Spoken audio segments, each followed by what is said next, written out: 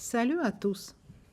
Moi, je suis Lyubov Igorevna, professeure de français. Je travaille au lycée numéro 8 de la ville d'Odessa et j'adore la langue française. J'espère que vous aimiez aussi cette langue mélodique et charmante. Et bon, le sujet de notre leçon d'aujourd'hui est choisir des aliments sains. Nous allons aussi parler des plats, des aliments et quant à la grammaire, des expressions de quantité. Allons-y, commençons notre travail. Nous travaillons avec le manuel Французька мова 8 classe ou bien français 4e année d'études dont les auteurs sont Nadia Chumak et Tetiana Krivasheeva. Page 115-139. Voici les résultats que nous allons recevoir après avoir terminé notre leçon. Apprendre les noms des produits bons pour la santé. Découvrir comment on parle de la nourriture saine, nous rappeler les expressions de quantité, apprendre à composer des recettes des plats, former l'habitude de la consommation des produits sains. Alors, nous commençons par le texte consacré aux choix alimentaires sains, dont l'auteur nous conseille de prendre l'habitude de savourer une variété d'aliments sains tous les jours. On lit et on écoute attentivement. Choix alimentaires sains. Prenez l'habitude de savourer une variété d'aliments sains tous les jours. Mangez des légumes et des fruits en abondance, des aliments à grains entiers et des aliments protéinés. Choisissez plus souvent des aliments protéinés d'origine végétale. Choisissez des aliments contenant de bons gras au lieu de gras saturés. Limitez des aliments hautement transformés. Si vous les choisissez, mangez-en moins souvent et en petite quantité.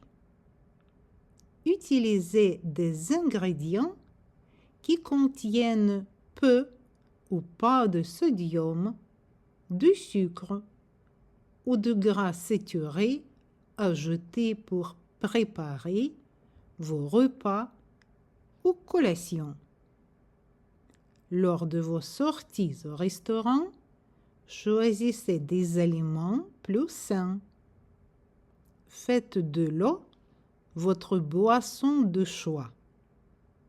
Remplacez les boissons sucrées par de l'eau. Utilisez les étiquettes des aliments.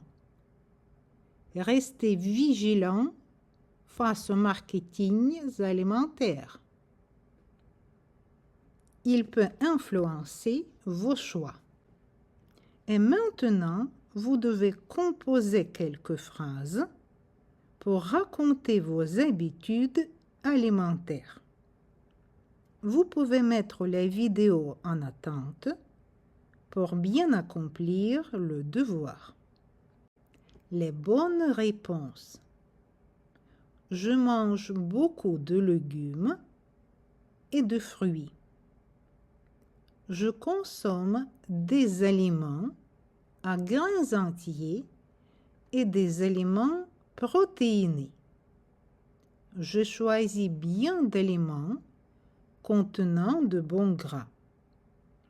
Je mange peu d'aliments hautement transformé. Je bois assez d'eau. Je ne prends pas trop de boissons sucrées. Eh bien, on continue. Nous avons la possibilité de nous rappeler les expressions qu'on utilise pour parler de la quantité. Les bonnes réponses, vous les voyez. Ces expressions sont beaucoup de, bien de, peu de, assez de, trop de. J'espère que vous saviez les utiliser dans votre communication. Il est temps de parler de l'importance d'une telle boisson que l'eau pour notre santé. Ouvrez le manuel à la page 127, lisez et écoutez attentivement. Apprends le nouveau lexique. Les bienfaits de l'eau sur notre santé. Elle hydrate. Elle élimine les toxines. Elle aide à garder la ligne. Elle prévient les maux de tête. Elle facilite la digestion. Elle contribue au bon fonctionnement des muscles. Les féculents. Les féculents sont une famille d'aliments très controversés car d'une part, ils constituent un carburant indispensable pour notre organisme, mais d'autre part, ils sont accusés de favoriser la prise de poids. Liste des principaux aliments féculents. Le pain, les pâtes, le riz, les pommes de terre, les lentilles, le couscous. Pour mieux retenir les noms des féculents, vous pouvez les noter dans le vocabulaire. Nous avons bien travaillé ensemble, mais si quelqu'un se sent déjà un peu fatigué, on peut faire une petite pause sportive. Alors, reposons-nous.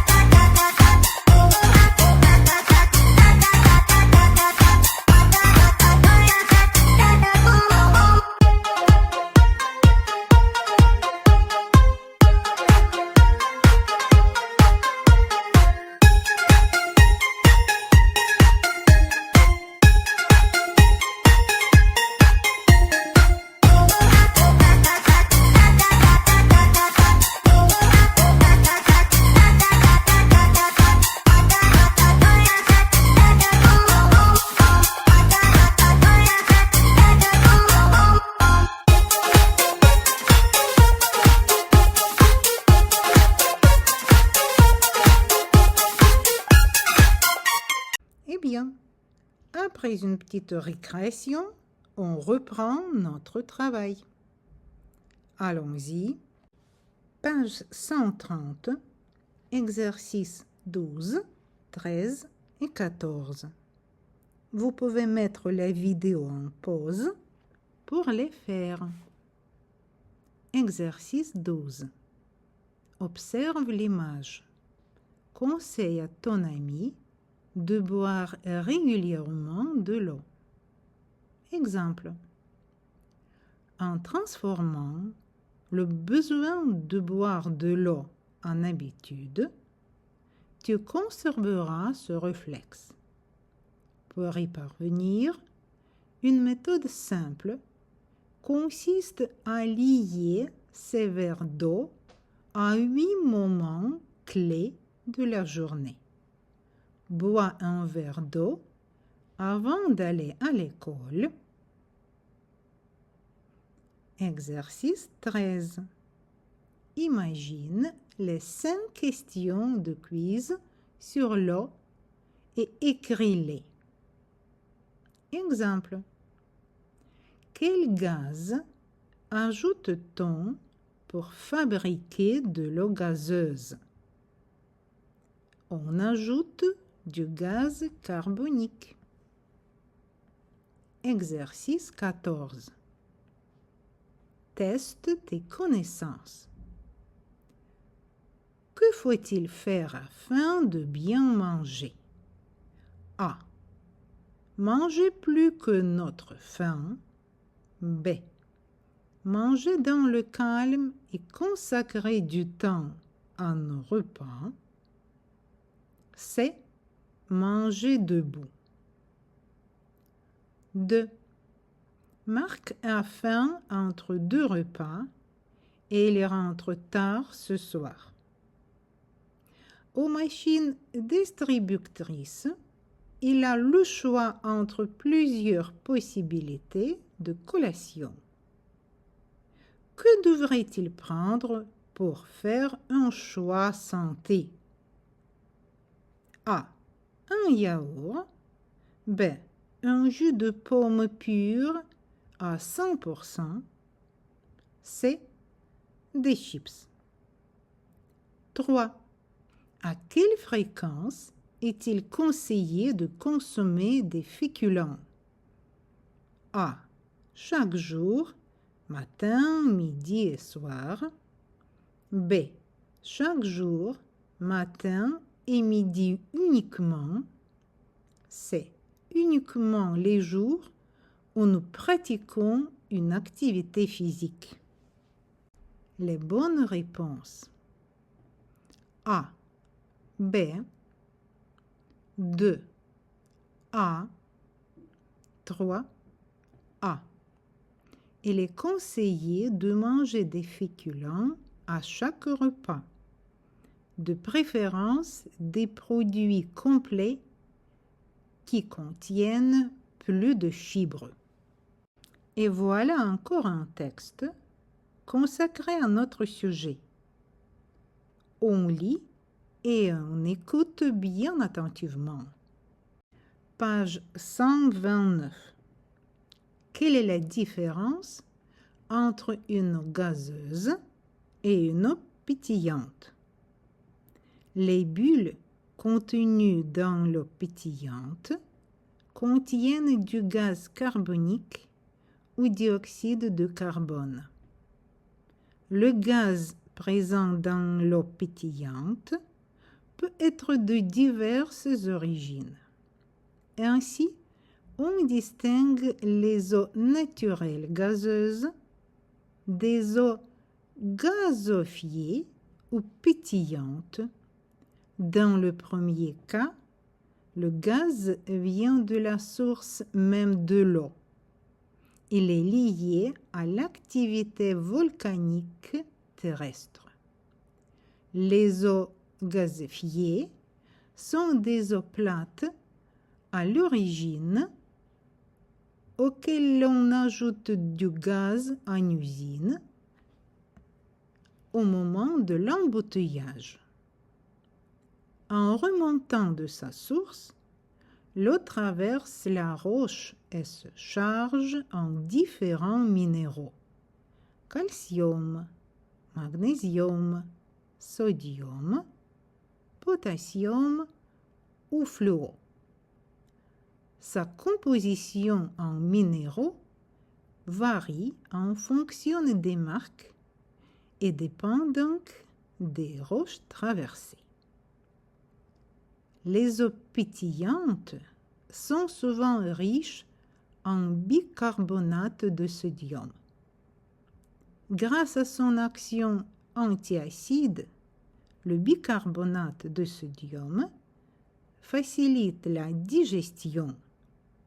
Mais attention, l'excès d'eau gazeuse peut également être à l'origine de ballonnements. Les industriels ont imaginé pour développer leur vente d'aromatiser et de colorer certaines de ces eaux minérales gazeuses. Elles n'offrent pas d'intérêt nutritionnel particulier. Pour mieux retenir les mots nouveaux, vous pouvez les noter dans le vocabulaire. L'eau pétillante, gazovana voda, l'embouteillage, upakovka, les roches, porody, le ballonnement, zdutya живота. On fait l'exercice 11, page 130. Il faut répondre à des questions suivantes. Et réponse aux questions. Quand est-ce qu'on ajoute du gaz dans les eaux gazifiées? Est-ce que la composition en minéraux des eaux est toujours la même? Comment le bicarbonate de sodium agit-il sur notre organisme? Qu'est-ce que les industriels font pour augmenter les ventes? Est-ce que l'eau aromatisée est meilleure pour la santé? Je vous conseille de mettre la vidéo en attente pour réfléchir. Puis, répondez. Et voilà les bonnes réponses. On ajoute du gaz au moment de l'embouteillage. Non, elle est différente. Ils facilitent la digestion. Ils aromatisent et colorent des eaux gazeuses. Certainement non. Avant de terminer notre leçon, je vous propose de réfléchir un peu. Selon vous, quels sont les résultats de notre cours? Qu'est-ce que vous avez appris de nouveau? Qu'est-ce que vous avez réussi? Qu'est-ce que vous avez aimé? Et au contraire, qu'est-ce que vous n'avez pas réussi? Qu'est-ce que vous n'avez pas aimé? Et en général, qu'est-ce que vous avez retenu? On passe au devoir à domicile. Lis le texte et compose une recette de préparation des cuisses de grenouille et des escargots. Cuisses de grenouille et escargots. De la grenouille, seules les cuisses sont dégustées. On les fait frire avec de la panure, du sel et des oignons. Les os de grenouille sont aussi fins que des arêtes de poisson et il faut faire très attention à ne pas les avaler. Quant aux escargots, un mets gastronomique typiquement bourguignon, la recette est très élaborée. Elle nécessite plus de 8 jours de préparation, puis on les frit à la poêle avec une persillade, un assaisonnement à base de persil, de beurre, d'ail. En fait, ce sont surtout les touristes de passage en France qui désirent faire l'expérience des grenouilles ou des escargots, car les Français en mangent plutôt rarement. L'idée de consommer des animaux aussi exotiques semble incongrue pour beaucoup d'entre eux, et c'est vrai que les prix pratiqués dans les restaurants qui en proposent découragent un peu. Pour mieux retenir les mots nouveaux, Vous pouvez les noter dans le vocabulaire. Une cuisse, sternum. Frire, смажити. Une arête, кістка риби. Une poêle, пательня. Notre leçon est terminée. Selon moi, nous avons bien travaillé. Bonne chance et à bientôt.